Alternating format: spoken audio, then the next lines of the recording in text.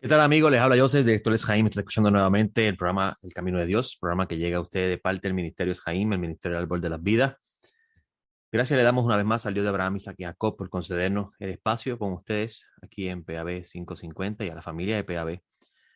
Eh, Estaba hablando con mi esposa ayer de los años que llevamos en la emisora y jamás pensé que íbamos a estar tanto tiempo. Así que le agradecemos a ustedes por concedernos este espacio y poder llegar a esas personas que desean escuchar la palabra de Dios.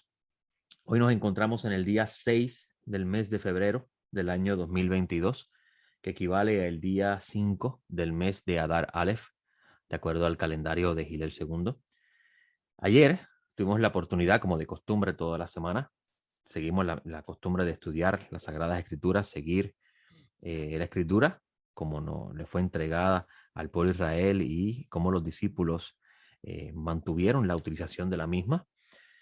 Y la porción que estudiamos ayer de Moisés se titula Terumá. Terumá se encuentra, es la porción número 19 del ciclo anual de estudio.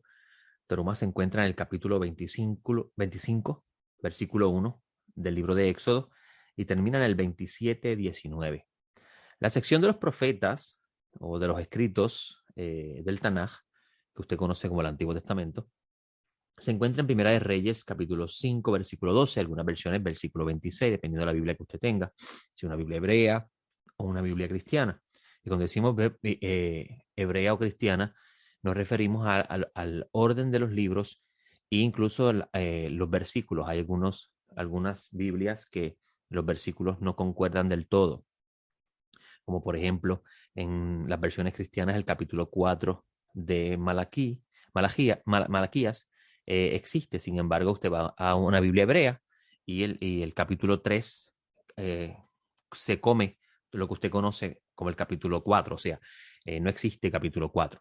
No es que el texto no esté, sí, el texto está, pero no está organizado o reconocido como un capítulo 4, sino que es parte del capítulo 3. Así que eso es muy importante conocerlo, porque entonces cuando le digo que la lectura de Primera de Reyes 5:12, algunas versiones 5:26, ahí va a ver usted la diferencia entre las versiones cristianas para efecto de identificación, a diferencia de la Biblia hebrea o lo que se conoce como el Tanaj. Y esta termina en el capítulo 6, versículo 13. La lectura de los escritos nazarenos, Hebreos 9, versículos 1 al 10. La sección Terumá, que se conoce como ofrenda, tiene su continuidad en el Sinaí. El pueblo de Israel sigue en el Sinaí, de acuerdo a la narración que tenemos en los textos sagrados, recibiendo las instrucciones, específicamente Moisés recibiendo las instrucciones con respecto a la aceptación del pacto y lo que habría de ocurrir como consecuencia de la aceptación del pacto. El Dios que desciende, cuya gloria, y la palabra gloria en hebreo es una palabra muy interesante, porque la palabra en hebreo es kavod, y kavod tiene una raíz cuyo sentido es algo pesado, algo que se siente. Incluso en el hebreo moderno, la palabra que se utiliza para la fuerza de gravedad que usted y yo conocemos, ¿verdad? Porque en el tiempo antiguo no se conocía esa, se sabía que existía algo, pero no se había definido. No significa que no haya existido, simplemente que no se había definido o no se había, el humano no había prestado atención absoluta a ello. Y es que la palabra que usted conoce como fuerza de gravedad posee la misma raíz de la palabra cabot. Quiere decir que con el análisis de esa palabra, fuerza de gravedad, podemos entender más o menos el sentido. Obviamente estamos hablando de un idioma antiguo, bastante limitado en comparación al nuestro, que tiene varias palabras para diferentes cosas. En el hebreo, pues, no existe esa diversidad de palabras para poder darle amplitud al idioma, pero sí cuando analizamos el origen de las palabras y los sentidos, pues tenemos mucho más claro lo que se está tratando de transmitir. Y muchos de nosotros hablamos de la gloria del Señor o cuando Dios manifieste su gloria, ¿verdad? Esa palabra es la palabra kabod y su sentido es algo que se siente, algo que tú puedes palpar con los cinco sentidos. Incluso la idea está relacionada a los cinco sentidos.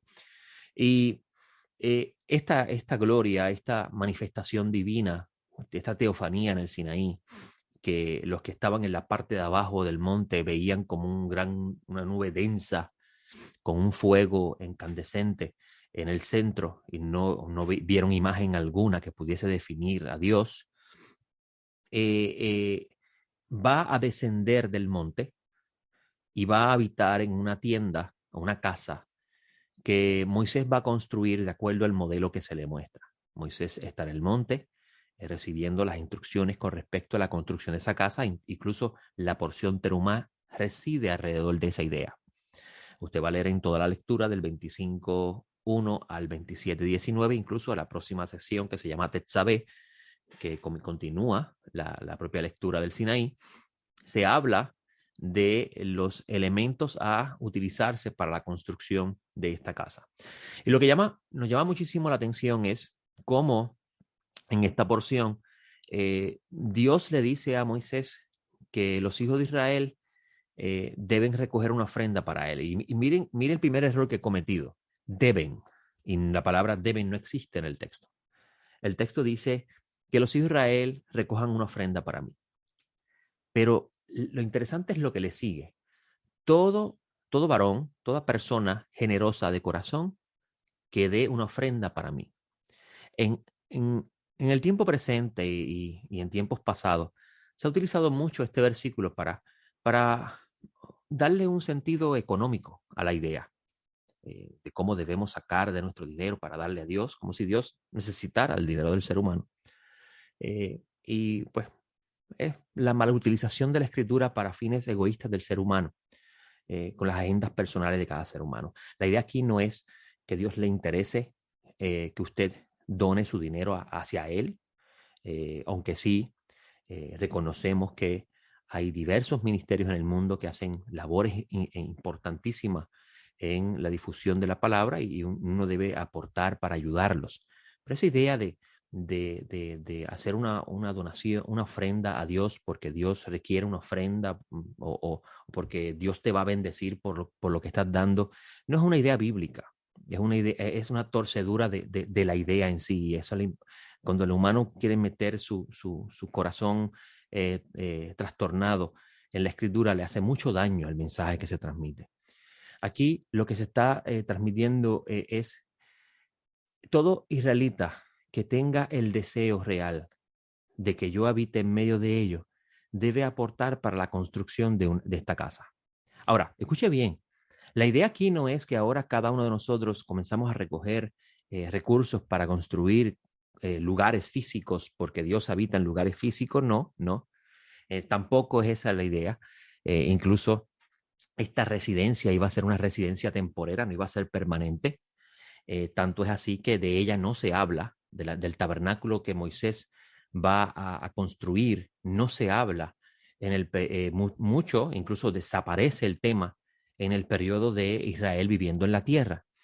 Y no es hasta David, donde David es el que desea construirle una casa de una estructura más fuerte de lo que existía, un tabernáculo de telas y maderas agarrados con diferentes piezas, cuyos instrumentos en el interior pues tenían mucho valor, estaban construidos de oro, plata, bronce, pero en lo que respecta a la estructura externa de la casa, los materiales utilizados no eran materiales en comparación a piedra, que es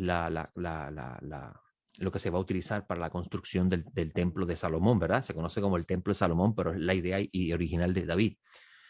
Son dos elementos estructurales bien diferentes. Y eso nos enseña cómo la estructura en sí no iba a ser una permanente, sino una temporera. Y cómo David es el que inicia la idea de construir un templo, una estructura fija en un lugar establecido, específicamente en Jerusalén. Y el mismo Dios le dice a David por medio del profeta, habitaré yo en una casa hecha por manos humanas. Y este texto es bien contradictorio porque usted va a encontrar que Moisés recibe la instrucción de construir esa casa y es el mismo pueblo el que construye con sus manos la casa. Ahí obviamente nos lleva a preguntarnos cuál es la idea detrás de todo esto. Y es que realmente el tema central no es la construcción de la casa, sino el fin de ella. ¿Ok? Y por eso es que es bien importante respetar el contenido bíblico, intentar entender la narración desde la perspectiva de sus autores para poder así extraer las ideas que la escritura va a ir transmitiendo, que van a ser consonas con lo que luego se va a ir revelando en la medida que el tiempo pasa. Recuerde que estamos hablando del tiempo de Moisés, los israelitas en el desierto, específicamente en la región del Sinaí, David, la vida de David o el rey David. Hay una separación de tiempo bastante marcada y más aún para el tiempo de la aparición de nuestro Señor en este mundo, donde está el segundo templo, que claramente para que haya un segundo templo tiene que haber desaparecido el primero. Por consiguiente, hay una separación también de años bastante marcada que debe ser tomada en consideración para analizar lo que se está hablando. Y en esta porción, cada israelita que estuviese dispuesto, tuviese el deseo de aportar para la construcción de esta casa, debía hacerlo de acuerdo a las instrucciones recibidas. Y todos los elementos de cuales se hablen aquí serían para construir un hogar para Dios. Esto es bastante confuso para nuestra mente moderna. Dios puede habitar en una casa hecha por seres humanos. Los seres humanos antiguos construían templos, etcétera, etcétera. Y obviamente es un mundo muy diferente al nuestro, pero cuando volvemos a lo mismo, cuando atrapamos las ideas o el mensaje que se está enviando a través de la narración de los sucesos pasados, podemos mirar cómo la luz divina atrapa toda la escritura y nos envía un mensaje hermoso. Y cuando leemos este humano, lo primero que, por ejemplo, a mí me salta a la mente es el principio del libro. El libro comienza hablando de Dios construir una casa para el ser humano y coloca en esa creación que él hace, pone lo mejor de él. Incluso tanto es así que la propia escritura dice que Dios llama a todo después de haberlo creado muy bueno. La palabra tov, que es bueno, se repite dos veces y eso da el sentido de muy bueno, doblemente bueno. O sea, cuando Dios crea este mundo para que se convierta en la casa del ser humano, recuerde que el ser humano es el último creado en los 6 días de la creación, de acuerdo a la narración bíblica. Nos da a entender la escritura que con esto, siendo el ser humano el último, entonces todo lo que existe antes de él, desde el primer día hasta su creación, era para él. Y Dios prepara un lugar cuyo funcionamiento es perfecto para que el ser humano pueda vivir en él en perfecta armonía. Ese es el espacio de su habitación.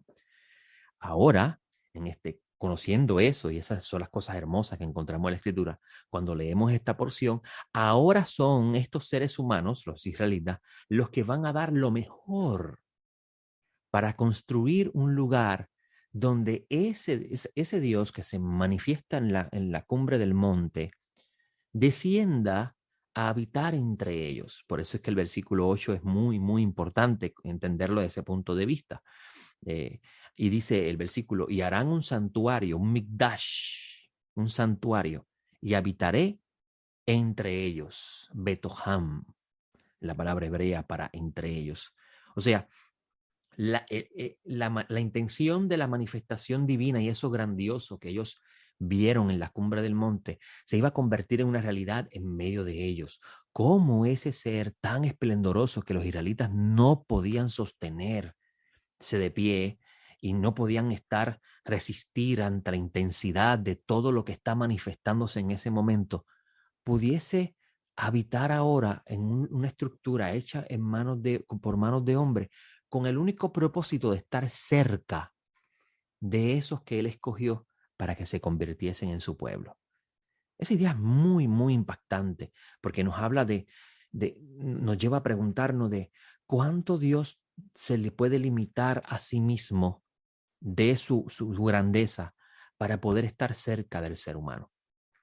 Y obviamente esto nos lleva a preguntarnos entonces qué función haría entonces el tabernáculo dentro de esta idea. Obviamente para el mundo antiguo, una estructura llamada templo, en hebreo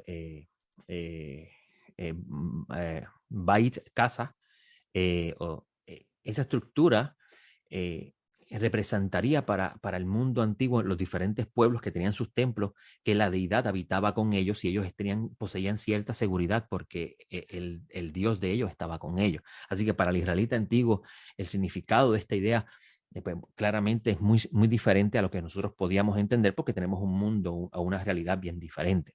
Ahora, cuando analizamos la narración y pensamos en eso, porque miramos en las lecturas anteriores, tenemos los capítulos 20, 19, donde Dios le está diciendo que está escogiendo este pueblo para que se convierta en su especial tesoro y todo lo que va a suceder ahí. Dice el texto que el monte Sinaí humeaba porque el Eterno había descendido en él sobre fuego y el monte se estremecía, había un movimiento telúrico, si podemos decirlo así, de esa tierra ante la intensidad de lo que está sucediendo allí. Y por eso es que hablamos del kavod de Dios, la gloria de Dios, que no es otra cosa que una manifestación palpable por los 5 sentidos de lo que está sucediendo. Y vas a ver, por ejemplo, el versículo 18 del capítulo 20, que todo el pueblo contemplaba los relámpagos, los truenos, el sonido del chofar, cómo el monte humeaba, de seguro que ese humo emitía un olor. O sea, los sentidos estaban muy despiertos en el momento que está ocurriendo esa teofanía en el Sinaí.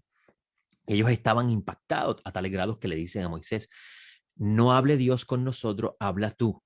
Porque lo que está sucediendo allí en ese momento, y estamos hablando de unas personas que están en la parte baja del monte viendo lo que está sucediendo en la parte alta del monte, y están sumamente impactados. Y ahora, ese mismo ser le pide a Moisés que el pueblo generosamente done para construir una habitación para él.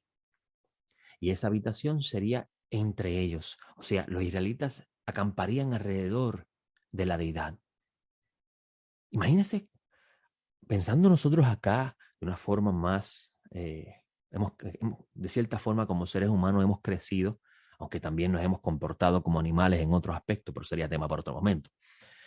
Incluso mi esposa me dice que es una falta de respeto a los animales porque incluso los animales no hacen esas cosas. Pero vamos a hablar en el asunto bíblico. ¿Cómo podemos nosotros entender, cómo nosotros podemos captar esa idea de ese evento tan impactante que está ocurriendo en ese momento? Ahora, ese ser que está distanciado en la parte alta del monte va a descender en su gloria, en su manifestación, en su teofanía, para habitar en un lugar entre el pueblo. ¿Cuánto tiene que reducirse el ser? Y cuando digo reducirse, es limitar su gloria, limitar su poder y su majestuosidad, para que el ser humano pueda contemplarlo de cerca, para que él pueda relacionarse de tú a tú con el ser humano. Y eso nos debe llamar muchísimo la atención. Y usted podría pensar, esto es una fábula de seres humanos inventados. Bueno, ahí es donde entra el misterio de la fe. Pablo Tarso dice que la fe viene por el oír la palabra de Dios. Y la palabra fe habla de creer, habla de confiar, habla de ser fiel basado en eso que estás escuchando. Y estamos escuchando los textos sagrados que llamamos palabra de Dios, las escrituras sagradas. Y si nosotros ponemos en duda lo que se está narrando, pues de seguro que la fe también se convierte en una vida de duda. Y la duda es el mayor enemigo de la existencia humana, porque entonces con la duda que comienzan a ocurrir al humano a comportarse de forma errática a tales grados que se destruye a sí mismo, causa divisiones y etcétera, etcétera. Pero volvemos aquí al asunto. En esta narración, Terumá se habla de todos los elementos que se habrían de construir para que éste se convirtiese en la morada, y vuelvo y repito, temporera de Dios. ¿Cómo Dios puede habitar en una estructura hecha por manos de hombre? ¿Cómo este ser tan grande puede autolimitarse para estar en medio nuestro y caminar en medio nuestro, por así decirlo? Y esta lectura es muy interesante porque nos ayuda a pensar en eso, nos ayuda a mirar más allá de cuál es la intención real de toda la escritura. Incluso cuando vas al libro de Revelaciones, al final del libro, los últimos 2 capítulos, 21 y 22, vamos a ver que se vuelve a repetir esta realidad. Dios vuelve a morar en el mundo con el ser humano, pero esta vez de una forma muy diferente. Y por eso es que le digo que, que el tabernáculo que Moisés está construyendo iba a ser simplemente algo remediativo, algo temporero, hasta que lo perfecto viniese. Y aquí está el detalle importante. De la misma forma que Dios le dice al pueblo de Israel cuando se desciende su gloria en el Sinaí, que los espacios, los límites que están marcados, el pueblo no los puede transgredir. Lo vas a leer en los versículos 11, 12 y 13 del capítulo 19, diciendo con ello que ese espacio llamado el monte se va a convertir en un lugar sagrado que nada que pertenece a lo profano puede tocar, puede accesar sin el permiso de la deidad. Y obviamente se habla de la santificación del pueblo para poder luego tener acceso a la deidad. Y esto nos lleva a preguntarnos si siempre fue así. Si siempre que el ser, este ser que llamamos Dios en idioma en español, que en hebreo se llama Elohim, en hebreo le decimos Elohim, que es la palabra hebrea para Dios, cuyo nombre tiene 4 consonantes, Yud, Hei, Vav, Hei, que algunos decimos Jehová, otros decimos Yahweh, otros decimos Yahvé, y en una Biblia dice Jehová, que es una traducción directamente del habla inglesa, traducción, en mi opinión, errada, pero eso es tema para otro momento. Como este ser puede eh, estar en un lugar donde hay seres humanos imperfectos, seres humanos impuros, seres humanos en un estado degradado, donde la escritura nos dice que al principio no estaban así. Porque usted va a encontrar, por ejemplo, en el relato del huerto del Edén, que Dios con sus manos forma al humano. Obviamente es una forma antigua de expresar una idea. El humano es formación directa de Dios, no es nada un accidente evolutivo, como algunos tratan de enseñar. Y dice la escritura que el ser supremo caminaba por el huerto a la luz del día y pregunta por el ser humano. O sea, la escritura está hablando de un momento cuando este ser se movía entre el ser humano. ¿Qué sucede? Que luego ya este ser no se mueve entre los seres humanos como solía hacerlo. Y ahora, luego de este evento del Sinaí, decide residir en un lugar donde depende, escuche bien, depende de los que los israelitas muevan la estructura de lugar a lugar para que él pudiese moverse. Y obviamente eso es una forma humana de tratar de apuntar a ciertas ideas. Vas a encontrar que luego más adelante en la escritura se habla de una estructura firme que no se puede mover para ningún lado porque el tabernáculo de Moisés se desmontaba y se montaba, a diferencia del templo de David que se establece, se construye, el templo de Salomón, y es una estructura fija, no se puede mover. ¿Era eso realmente el deseo de Dios? ¿Cuál es la idea? ¿Cuál es el mensaje que se está transmitiendo? Claramente, cuando cuando estudiamos el concepto de la Kedushá, que usted llama santidad, y los conceptos de los espacios sagrados, donde la impureza no puede estar presente, el pecado no puede estar presente, pues recuerde que el pecado engendra impureza. Y en términos modernos, la impureza no es otra cosa que energía sucia, energía impura, y energía que trae consigo un desenlace malísimo para la vida del ser humano. Y cómo, cómo este ser podía habitar en un lugar, obviamente con una serie de reglas, para que esa esfera de pureza no se afecte. Pero era así al principio, vuelvo y repito, era ese el deseo de Dios, que existiese un sistema donde se preservaba o se preserva la pureza dependiendo constantemente de unas acciones humanas para la preservación del mismo. Ese era el deseo original cuando leemos la escritura al principio, era así. La escritura nos dice muy interesantemente que vendrá un momento que no, en la historia de la humanidad que no será así más. Que todas esas cosas que engendran pureza, que engendran esa energía malvada que destruye la vida, que la escritura llama homicidios, fornicaciones, lujurias, mentiras, que son todas esas cosas que la Biblia llama de cierta forma espíritus. Y la palabra, escuche bien esta idea, por eso es importante estudiar la raíz hebrea de las palabras. La palabra espíritu en hebreo es la palabra ruach, y es la misma palabra que se utiliza para viento. O sea, es algo que se mueve, hay una energía, y la energía es una fuerza de que está envuelta en el movimiento, ¿verdad? Cuando una rueda se mueve, crea energía, crea una fuerza, ¿verdad? Así que cuando hablamos de espíritu, estamos hablando de una energía, una fuerza en idioma moderno para que usted pueda entender lo que está detrás de la escritura.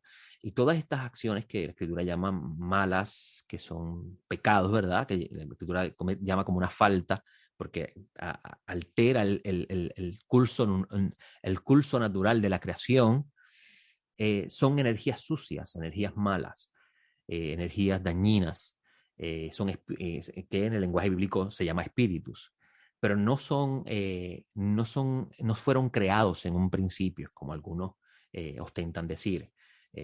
O sea, es el producto de las acciones propias del ser humano y esto lo enseña la ciencia moderna, la energía no se destruye, se recicla. Quiere decir que cuando una nueva energía es creada, esa energía se preserva, se mantiene y se utiliza.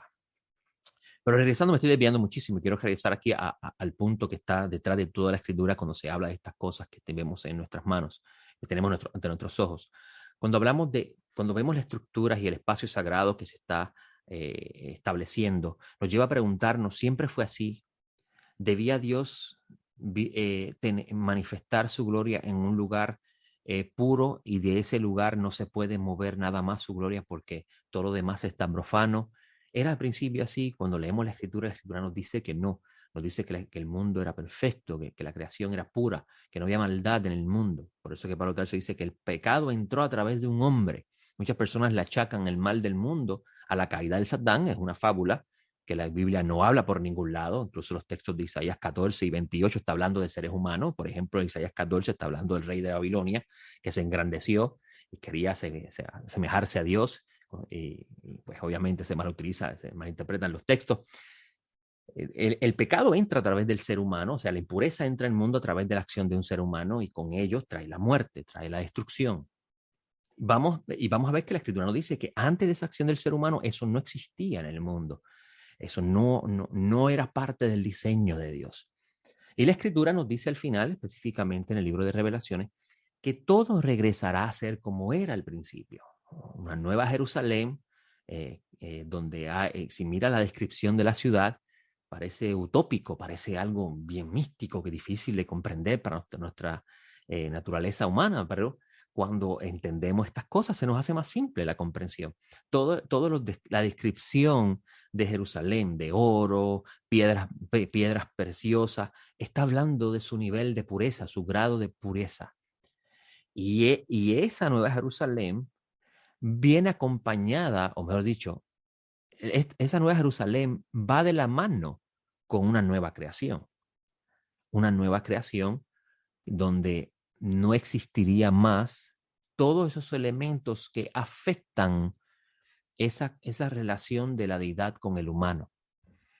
Ahí es donde entra la grandeza del Evangelio, de las buenas nuevas, donde se habla en la Escritura de cómo Dios no tomaría más en cuenta la maldad del humano, perdonaría su maldad y lo restauraría, devolvería al estado que poseía, le devolvería un estado que le permitiría contemplar a Dios sin temor a morir, que era el gran temor de los antiguos cuando contemplaban a Dios.